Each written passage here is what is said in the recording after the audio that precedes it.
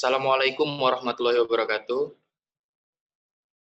Kami di sini dari kelompok 6 akan mempresentasikan PPT kami yang berisikan materi tentang pengujian dan seleksi karyawan. Di sini kami beranggotakan Ilham Arifin, Muhammad Al-Fajar, dan saya sendiri Luki Adianto. Yang pertama adalah pengertian reliabilitas dan validitas. Reliabilitas adalah karakteristik pertama dari ujian dan mengacu kepada konsistensinya. Keandalan ujian sangatlah penting. Yang kedua adalah validitas. Validitas mengacu kepada kebenaran kesimpulan yang dapat kita buat berdasarkan hasil tes. Validitas kriteria merupakan validitas yang ditentukan berdasarkan kriteria, baik kriteria internal maupun kriteria eksternal. Validitas kriteria diperoleh melalui hasil ujian coba kepada responden yang setara dengan responden yang akan dievaluasi.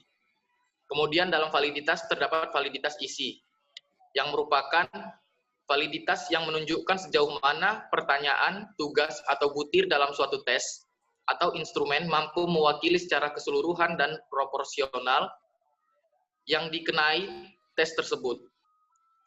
Validitas isi mengukur derajat kemampuan tes dalam mengukur cakupan substansi elemen yang ada. Kemudian cara menghitung validitas itu sendiri dengan cara menguji validitas setiap butir soal. Dengan mengujinya, maka skor-skor yang ada pada butir yang dimaksud dikorelasikan dengan skor totalnya. Skor tiap butir soal dinyatakan skor X dan skor total dinyatakan sebagai skor Y. Dengan diperolehnya indeks validitas setiap butir soal, dapat diketahui bahwa butir-butir soal manakah yang memenuhi syarat dilihat dari indeks validitasnya. Next.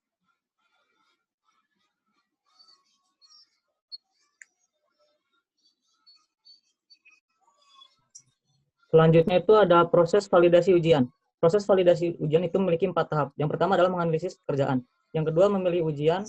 Yang ketiga itu melakukan ujian. Dan keempat itu hubungkan nilai ujian dan kriteria. Tahap pertama menganalisis pekerjaan.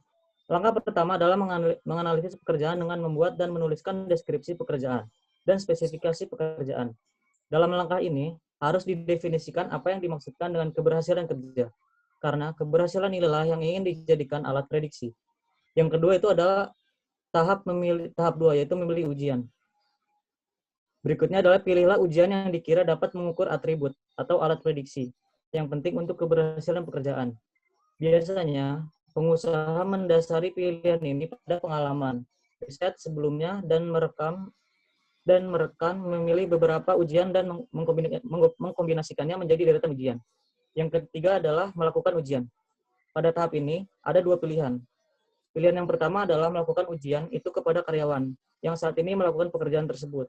Kemudian bandingkan nilai ujian mereka dengan prestasi mereka saat ini. Yang kedua adalah lebih diandalkan dalam memvalidasi ujian adalah validasi prediktif. Di sini dilakukan ujian kepada pelamar sebelum mereka dipekerjakan. Kemudian mempekerjakan pelamar ini hanya dengan menggunakan teknisi seleksi yang ada. Bukanlah hasil dari ujian baru yang sedang dikembangkan. Setelah bekerja, ukurlah prestasi mereka dan bandingkan dengan nilai ujian mereka terdahulu. Kemudian tentukan apakah prestasi mereka dapat digunakan untuk memprediksi prestasi kerja berikutnya.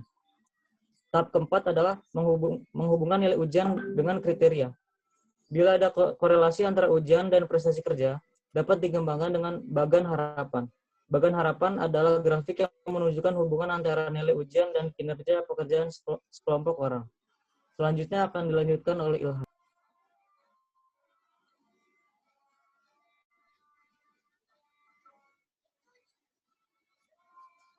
Pedoman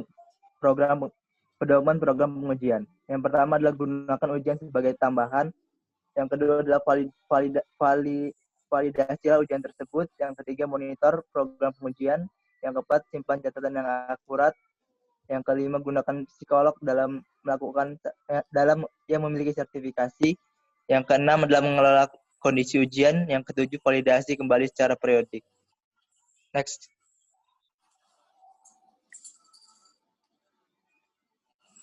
Next, yes.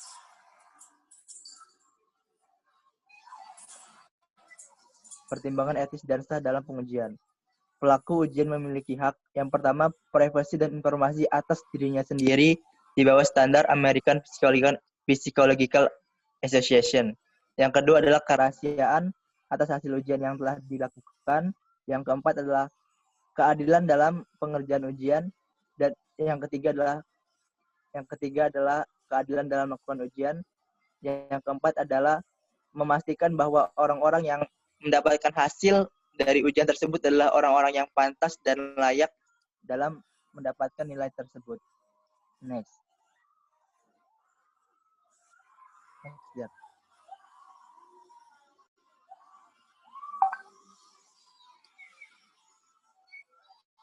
Next. Jenis ujian. Yang pertama adalah ujian kemampuan kognitif. Ujian kemampuan kognitif termasuk ujian kemampuan pemahaman umum dan ujian kemampuan mental khusus seperti memori dan pemahaman induktif. Yang kedua adalah ujian intelijensia. Ujian intelijensia adalah ujian tentang kemampuan intelektual umum yang mengukur ciri tunggal, kisaran kemampuan memori, kosakata, kefasihan bicara, kemampuan berhitung. Yang ketiga adalah kemampuan motorik dan fisik. Kemampuan motorik ini meliputi ketangkasan jemari, ketangkasan manual, dan waktu reaksi. Ini akan mengukur kecepatan jemari, tangan, dan pergerakan lengan. Yang keempat, mengukur kepribadian dan minat. Kemampuan kognitif, kemampuan ini mengukur tentang bagaimana kepribadian itu dinilai dan interpretasi dan reaksi yang melaksanakan ujian ini dan mengambil kesimpulan tentang kepribadian orang itu dari hasil ujian. Yang kelima, ujian keberhasilan. Ujian keberhasilan mengukur apa yang dipelajari oleh seseorang. Yang keempat, yang keenam, ujian berbasis web. Ujian ini adalah ujian khusus di mana perusahaan itu melakukan ujian khusus dengan sistem online. Demikian yang bisa saya sampaikan. Ada yang ingin bertanya?